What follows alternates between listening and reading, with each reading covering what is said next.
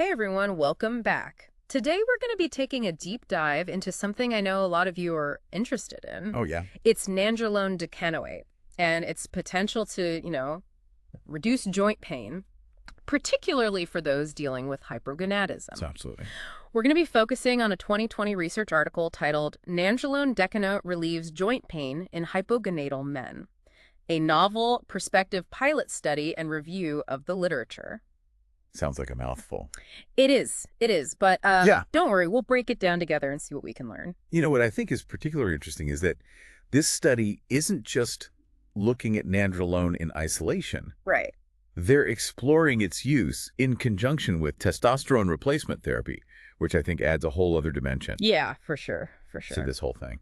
Before we go too far down the rabbit hole, though, let's just start with the basics. Okay. For those who might not be familiar, can you give us a quick rundown on what nandrolone is Sure. and how it differs from testosterone? Absolutely. So nandrolone is an anabolic androgenic steroid, or AAS for short, just like testosterone. Okay. And structurally, they're incredibly similar. Interesting. The key difference is actually just one tiny little methyl group. Okay, a single methyl group. Yeah, at carbon C19 that's missing in nandrolone. Huh. You wouldn't think that something so small would make that big of a difference. Well, that's where things get fascinating because this seemingly insignificant change actually leads to some pretty significant differences Wow. in how nandrolone interacts with your body compared to testosterone. All right, well, you've definitely piqued my curiosity now. Great. Tell me a little bit more about this nandrolone. Okay. It sounds like it's got quite a bit of history to it. Does indeed. Yeah. So nandrolone was first synthesized way back in 1950, Oh, wow. and it was actually approved for medical use in the 1960s. So it's not exactly a new kid on the block? No, not at all. Okay, so it's been around for a while, but what about its effects on joint pain specifically? Right. Well, before we jump into that, I think it's important to understand that nandrolone has shown some very interesting effects Okay. on the musculoskeletal system. Okay. That's your bones and muscles, for those who aren't familiar with the term. Right. Studies have demonstrated that nandrolone can increase bone mineral density Interesting. and even improve bone strength, which is quite remarkable. Wow, so it's not just about building muscle, it's strengthening bone too. Exactly. Fascinating.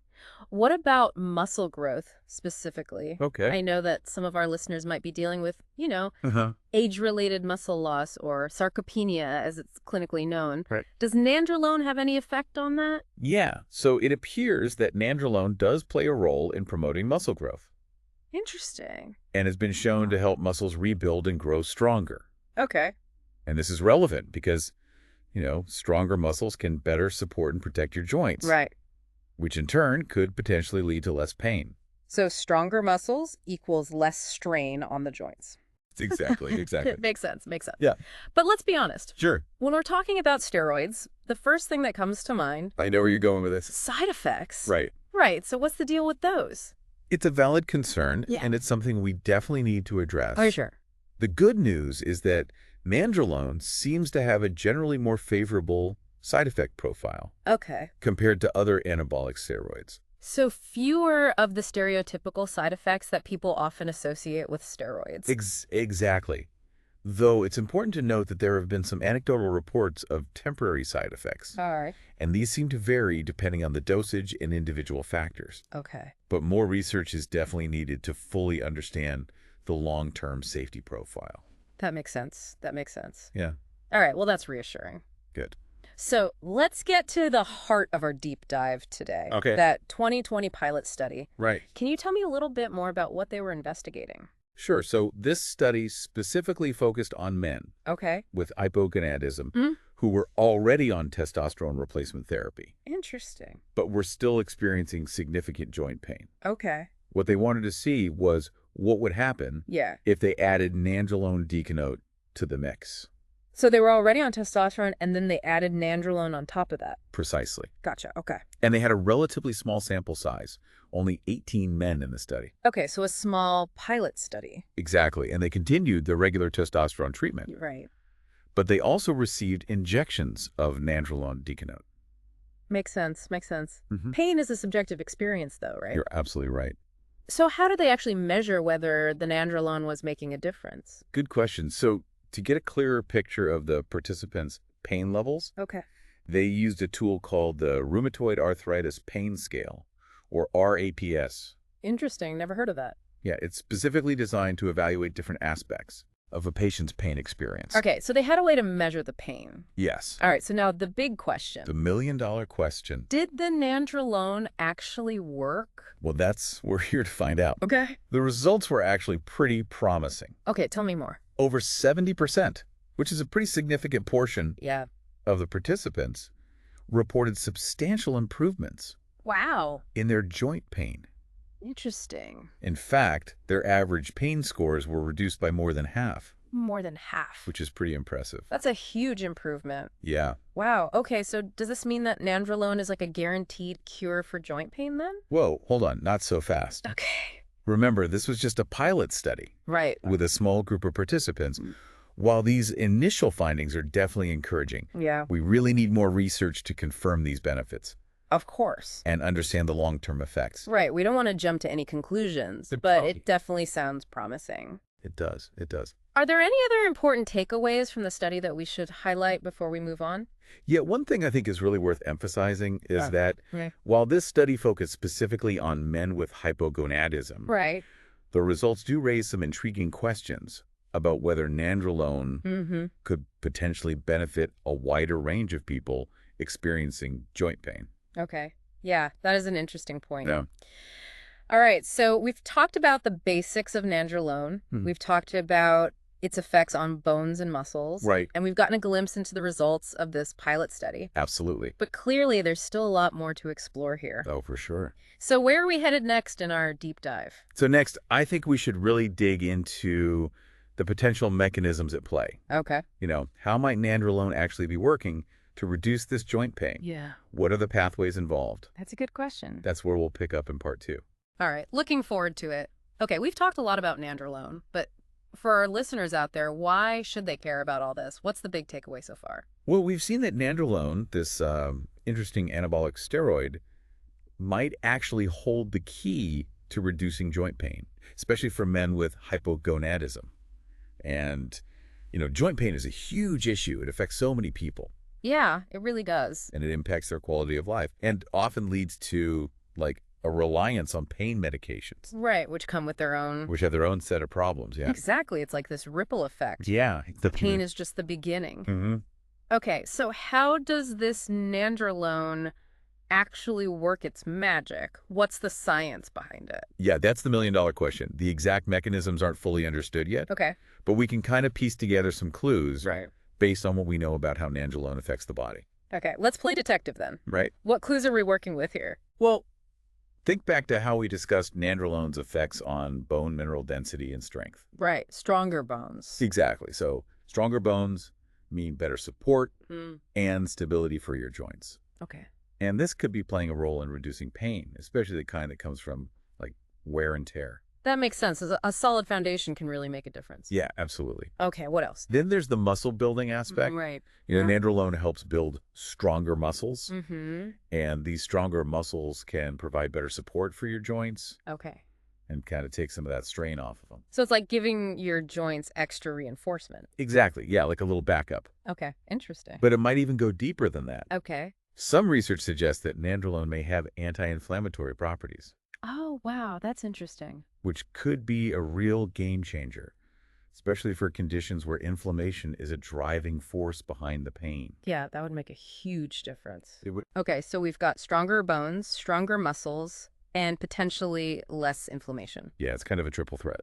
Wow, that's pretty remarkable. Yeah. Okay, there was also something else you mentioned about how nandrolone interacts with the body differently than testosterone, right? Oh, yeah, that's right. That kind of structural difference you were talking about. Exactly, that slight tweak in structure. Mm. It could be influencing various pathways in the body, Okay. and that might be how it's leading to this pain relief. Interesting. We're only beginning to understand it, really. This is getting pretty complex.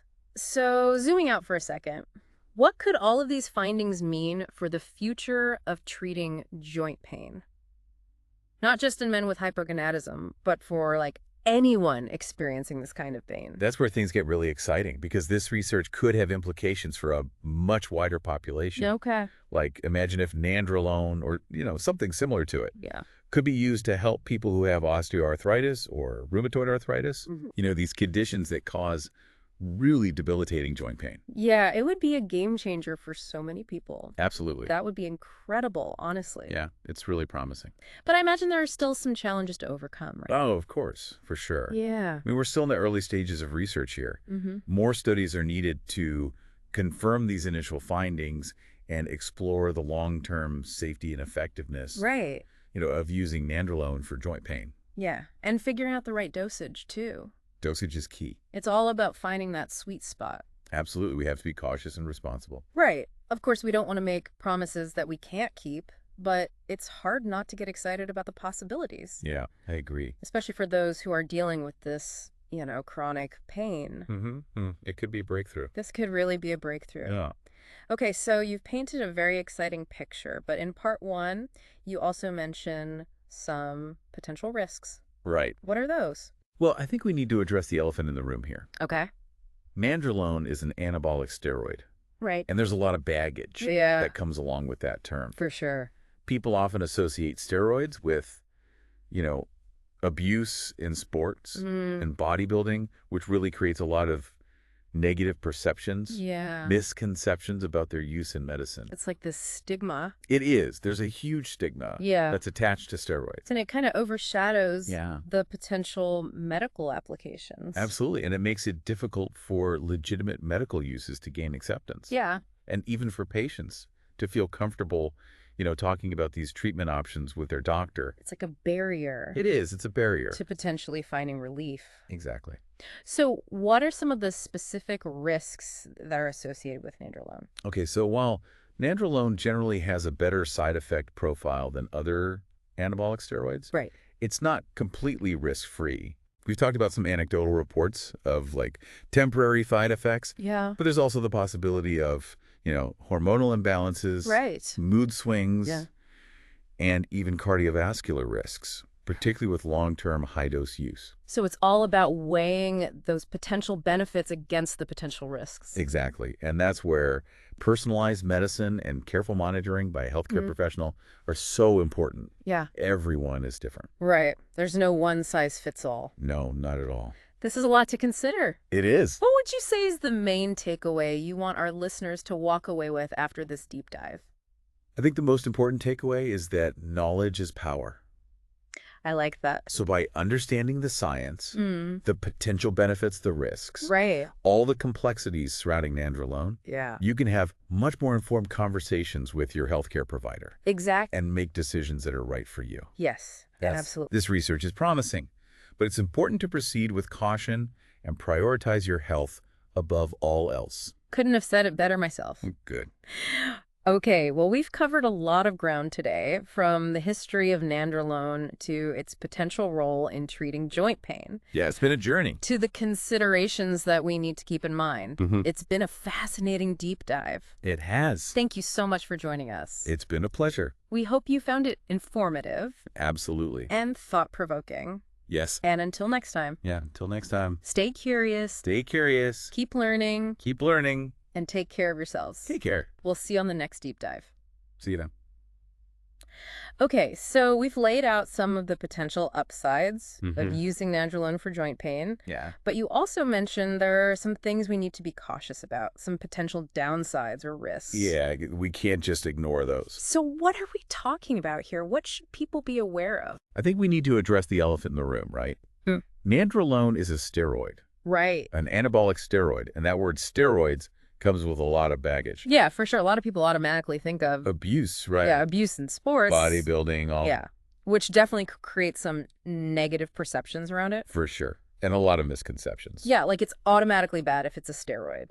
Exactly. Okay. And that can make it hard, Mm-hmm. for legitimate medical uses Right. to gain acceptance. Yeah, for sure. And even for patients to feel comfortable, even bringing it up with their doctor. Right, like there's a stigma attached to it. It is a huge stigma. Okay, so setting that aside for a moment, what are some of the specific risks associated with Nandrolone? Okay, so while Nandrolone generally does have a better side effect profile Right, we talked about that. than other anabolic steroids, it's not entirely without risk. Okay. We've touched on some anecdotal reports, of some temporary side effects But there's also the potential for hormonal imbalances, Right. mood swings, and even some cardiovascular risks, especially with, long-term high-dose use.